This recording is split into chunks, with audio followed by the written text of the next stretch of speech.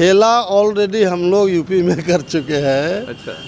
चूँकि बीजेपी मोदी सरकार पूरे देश के प्रॉपर्टी को औने पौने दाम में बेच रही है, हवाई अड्डा, रेलवे, बैंक और बहुत सारे जो उपक्रम हैं, इन लोग बेचने का काम कर रहे हैं। अब मुझे डर इस बात का है कि अगर बीजेपी को रोका नहीं गया तो देश को भी बेच देगा, कोई बड़ी चीज़ नहीं है।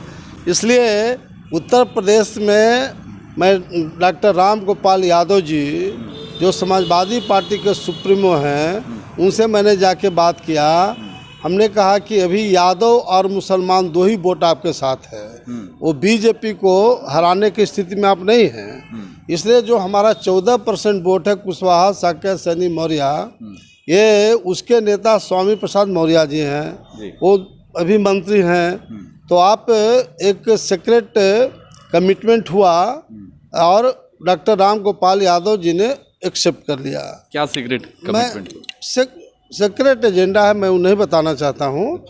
गारंटी के साथ मैं कह रहा हूँ कि टू थर्ड मेजॉरिटी के साथ समाजवादी पार्टी वहाँ सरकार बनाएगी और उत्तर प्रदेश में बीजेपी का सफाया होने का मतलब 2024 में जो लोकसभा का चुनाव होगा उसमें भी बीजेपी का राम नाम सत्य हो जाएगा। आप एक तरफ जो दावेदारी कर रहे हैं, बहुत सारी पार्टियां वहां दावेदारी कर रही है, खासकर बीजेपी खुद बोल रही है कि अब इस बार 350+ आएगा। क्या लगता है? मैं तो बताया कि 2/3 मेजॉरिटी समाजवादी पार्टी को नहीं होगा, है ना, तो हम लोग सोचने पर विवश हो जाएंगे कि मैं राजनीति करूं या न करूं। ये आदमी के बारे में एक मुसलमान जानता है कि बीजेपी का दलाल है, इसलिए कोई मुसलमान एक वोट भी बाएं दाएं नहीं करेगा। जिस तरह से वेस्ट बंगाल में टोटल मुसलमान आंख बंद करके बीजेपी को हराने का काम किया, उसी तरह से उत्तर प्रदेश में एक वोट गलती से मुसलमानों का वोट समाजवादी पार्टी छोड़ के किसी को नहीं। बिहार में तो 5 सीट लाए। देखिए, बिहार में चूंकि लालू यादव को 30 साल से मुसलमान वोट देता रहा, लेकिन मुसलमानों को बिल्कुल सब दिन नेगलेक्ट करने का काम किया। मुसलमानों के नेता साबुद्दीन साहब को हत्या कराने का भी प्रयास राबड़ी देवी सरकार में हुआ था। जो सीतामढ़ी का दंगा हुआ था, सबको जानता है कि लालू यादव ने वो दंगा कराया था। इसलिए मुसलमानों में आक्रोश ज़बरदस्त था। आज़ादी के बाद से ही मुसलमानों को सेकुलर पार्टी के नाम पर लोगों ने धोखा देने का काम किया। जब देश आज़ाद हुआ था, सरकारी नौकरी में 39% मुसलमान की हिस्सेदारी थी, जो आज घट के 1 और 1.5% रह गया है। तो ये मैं नहीं बोल रहा हूँ, ये डाटा बताता है कि मुसलमानों के साथ सेकुलर पार्टी खास तौर से जो सेंट्रल के पैमाने पर कांग्रेस है, बिहार में लालू यादव हैं, नीतीश कुमार जी हैं, उत्तर प्रदेश में मुलायम सिंह यादव और मायावती रहे, जो सेकुलर पार्टी के लोग मुसलमानों को बीजेपी के खिलाफ वोट तो लेते रहे हैं, लेकिन कहीं भी मुसलमानों को प्रॉपर हिस्सेदारी देने का काम नहीं किए हैं। तो इस तरह से हम लोग को अभी तक आज़ादी के बाद पूरे देश में सेकुलर पार्टी के लोगों ने मुसलमानों को ठगने का काम किया, धोखा देने का काम किया, लेकिन हमारी पार्टी प्रॉपर वे में मुसलमानों को प्रॉपर मान सम्मान देते हुए हिस्सेदारी के साथ साथ और उनके सुरक्षा का गारंटी माने हमारी पार्टी हम लोग लेंगे, ताकि मुसलमान जो आज़ादी के बाद से घुटन की स्थिति में रहा है, जब नागमणि बिल्कुल सीना तान करके मुसलमानों के कदम से कदम मिला के चलेगा, गारंटी के साथ है कि मुसलमानों को कोई बाल बांका नहीं करेगा। जहां मुसलमानों का पसीना बहेगा वहां नागमणि का खून बहेगा, ये मेरा ऐलान है। यूपी चुनाव में अब होने वाला है बहुत बड़ा खेला। बंगाल के बाद अब यूपी में भी होगा बहुत बड़ा खेला। ऐसा मैं नहीं कह रहा, ऐसा पूर्व केंद्रीय मंत्री हैं श्री नागमणि कुशवाहा जी, उन्होंने अब ऐलान कर दिया है कि अब यूपी में भी करेंगे कुशवाहा समाज खेला। अब किस तरीके का खेला होगा, ये हमारे साथ में अभी मौजूद हैं पूर्व केंद्रीय मंत्री श्री नागमणि जी। सर ये बताइए कि बंगाल में तो खेला किया आप लोगों ने, अब यूपी में भी खेला करने की तैयारी है, क्या खेला करने वाले हैं? खेला ऑलरेडी हम लोग यूपी में कर चुके हैं। अच्छा। चूँकि बीजेपी मोदी सरकार पूरे देश के प्रॉपर्टी को औने पौने दाम में बेच रही है, हवाई अड्डा, रेलवे, बैंक और बहुत सारे जो उपक्रम हैं इन लोग बेचने का काम कर रहे हैं। अब मुझे डर इस बात का है कि अगर बीजेपी को रोका नहीं गया तो देश को भी बेच देगा, कोई बड़ी चीज़ नहीं है। इसलिए उत्तर प्रदेश में मैं डॉक्टर राम गोपाल यादव जी जो समाजवादी पार्टी के सुप्रीमो हैं उनसे मैंने जाके बात किया। हमने कहा कि अभी यादव और मुसलमान दो ही वोट आपके साथ है, वो बीजेपी को हराने की स्थिति में आप नहीं हैं। इसलिए जो हमारा 14% वोट है कुशवाहा, साक्य, सैनी, मौर्य, ये उसके नेता स्वामी प्रसाद मौर्य जी हैं, वो अभी मंत्री हैं। तो आप एक सीक्रेट कमिटमेंट हुआ और डॉक्टर राम गोपाल यादव जी ने एक्सेप्ट कर लिया। क्या सीक्रेट कमिटमेंट? सीक्रेट एजेंडा है, मैं उन्हें बताना चाहता हूँ। तो मैं वहाँ आ करके और स्वामी प्रसाद मौर्य जी से मिले और मैंने उनका जो प्रपोजल था मैंने दिया और उन्होंने एक्सेप्ट करके ही उत्तर प्रदेश से जब स्वामी प्रसाद मौर्य जी और जो 3-4 मंत्री और 5-6 विधायक जो बीजेपी के थे सब लोगों ने रिजाइन किया है। अब कहाँ सवाल है कि उत्तर प्रदेश से बीजेपी का कोई मतलब है। गारंटी के साथ मैं कह रहा हूँ कि 2/3 मेजॉरिटी के साथ समाजवादी पार्टी वहाँ सरकार बनाएगी और उत्तर प्रदेश में बीजेपी का सफाया होने का मतलब कि 2024 में जो लोकसभा का चुनाव होगा उसमें भी बीजेपी का राम नाम सत्य हो जाएगा। आप एक तरफ जो दावेदारी कर रहे हैं, बहुत सारी पार्टियां वहाँ दावेदारी कर रही है, खासकर बीजेपी खुद बोल रही है कि अब इस बार 350+ आएगा, क्या लगता है? मैं तो बताया कि 2/3 मेजॉरिटी समाजवादी पार्टी को नहीं होगा, है ना, तो हम लोग सोचने पर भी व्यस्त हो जाएंगे कि मैं राजनीति करूं या ना करूं। असदुद्दीन ओवैसी भी एक तरफ दम भर रहे हैं कि मुसलमान और जो वहाँ के जो बहुजन वोट है वो हमारे साथ में है, और एक तरफ आप भी कुशवाहा समाज को लेकर इस बार कुशवाहा समाज इस बार समाजवादी पार्टी को ही चुनेगी विकल्प के तौर पे। तो देखिए, ये आदमी के बारे में एक मुसलमान जानता है कि बीजेपी का दलाल है, इसलिए कोई मुसलमान एक वोट भी बाएं दाएं नहीं करेगा। जिस तरह से वेस्ट बंगाल में टोटल मुसलमान आंख बंद करके बीजेपी को हराने का काम किया, उसी तरह से उत्तर प्रदेश में एक वोट गलती से मुसलमानों का वोट समाजवादी पार्टी छोड़ के किसी को नहीं। बिहार में तो 5 सीट लाए। देखिए, बिहार में चूँकि लालू यादव को 30 साल से मुसलमान वोट देता रहा, लेकिन मुसलमानों को बिल्कुल सब दिन नेगलेक्ट करने का काम किया। मुसलमानों के नेता साबुद्दीन साहब को हत्या कराने का भी प्रयास राबड़ी देवी सरकार में हुआ था। जो सीतामढ़ी का दंगा हुआ था, सब कोई जानता है कि लालू यादव ने वो दंगा कराया था।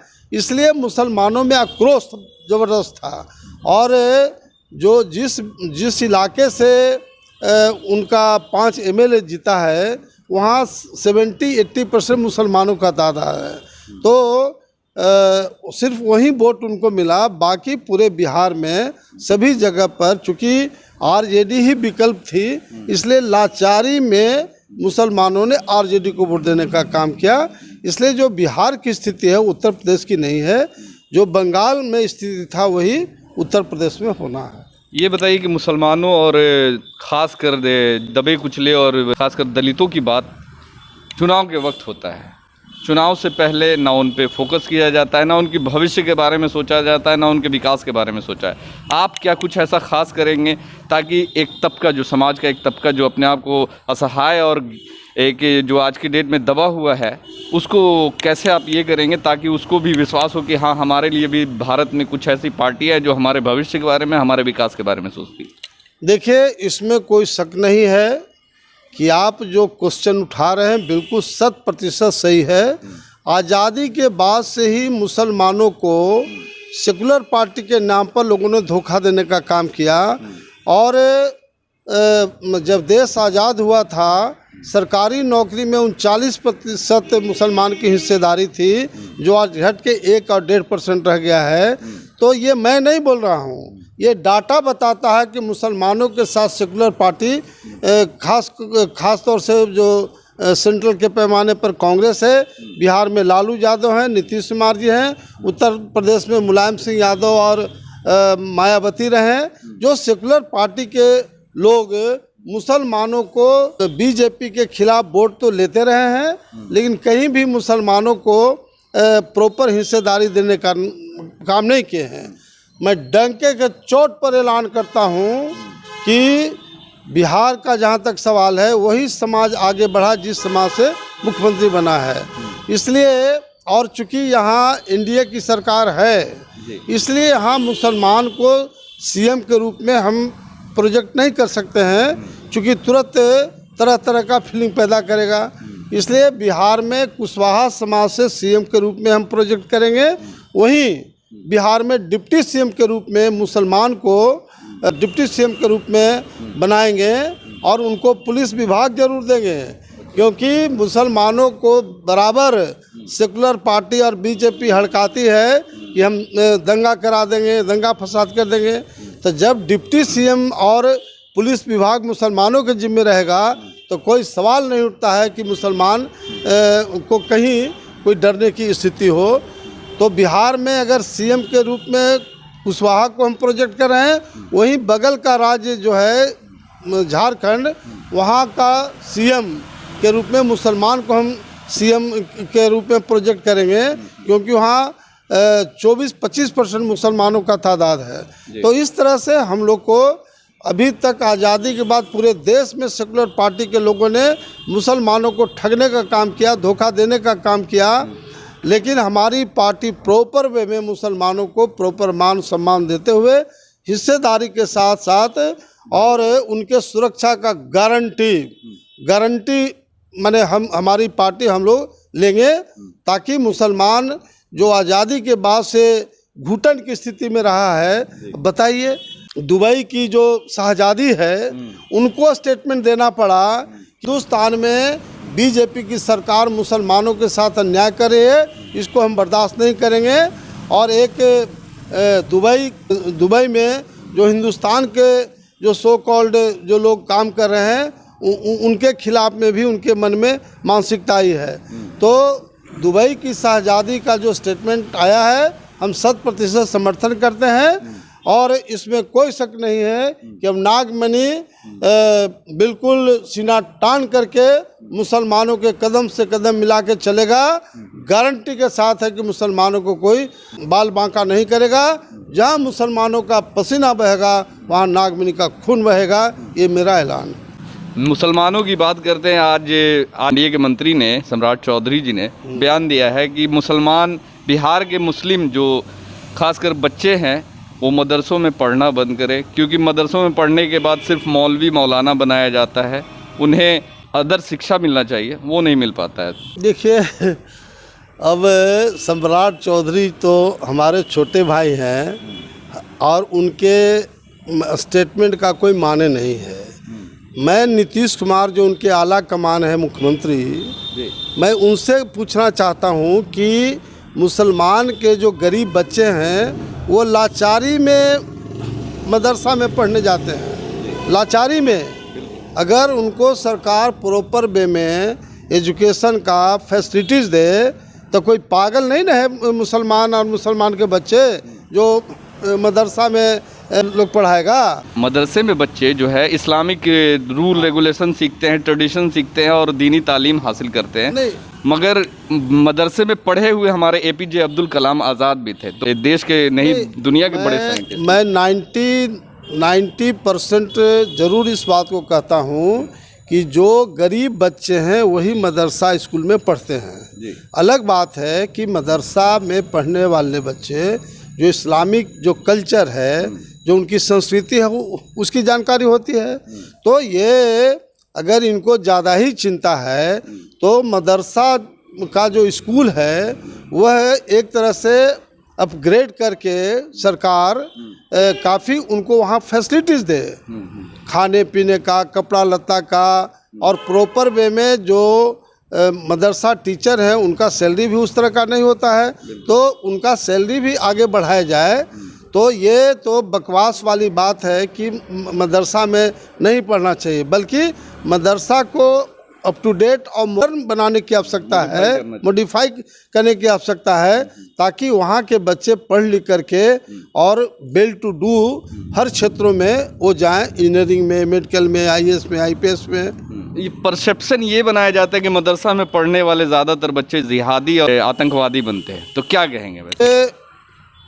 जितना लॉयलिटी देश के लिए मुसलमानों का रहा है, आज़ादी के लड़ाई में आप इंडिया गेट में जाके देखिए, जितने भी आज़ादी में शहीद हुए कम से कम 70% मुसलमानों ने शहादत दिया है, 30% हिंदू समाज के लोगों ने शहादत दिया है। तो मुसलमानों पर उंगली उठाना देश के प्रति ये बहुत ही गद्दारी की बात होगी। जो गद्दार किस्म के लोग हैं वही मुसलमानों पर उंगली उठाने का काम करते हैं। उनका इतिहास देखें। ये लोग बोलते हैं कि यहाँ मुसलमान खाता है हिंदुस्तान का, गाता है पाकिस्तान का। अरे भैया, क्रिकेट में सबसे बड़ा सपोर्टर हम हैं। जो पाकिस्तान के अभी प्रधानमंत्री हैं इमरान खान, मैं भारी सपोर्टर था। जब वो बॉलिंग करता था तो हम उछल जाते थे। तो क्या मैं पाकिस्तानी हो गया? ऐसा ये खाली मुसलमानों को नीच दिखाने के लिए हिंदुस्तान के माने ये लोग देश प्रेमी नहीं हैं, इस तरह से दिखाने का ये लोग काम करते हैं। लेकिन अब ये चलने वाला नहीं है। अमर शहीद जगदेव प्रसाद, जिन्होंने तमाम पिछड़े, दलित, मुसलमान, आदिवासी की लड़ाई लड़ते हुए शहीद हुए, और मैं उनके खून से पैदा लिया हूँ। इसलिए मैं लानिया तौर पर मैंने पहले ही कहा कि जहाँ मुसलमानों का पसीना बहेगा वहाँ हमारा खून बहेगा।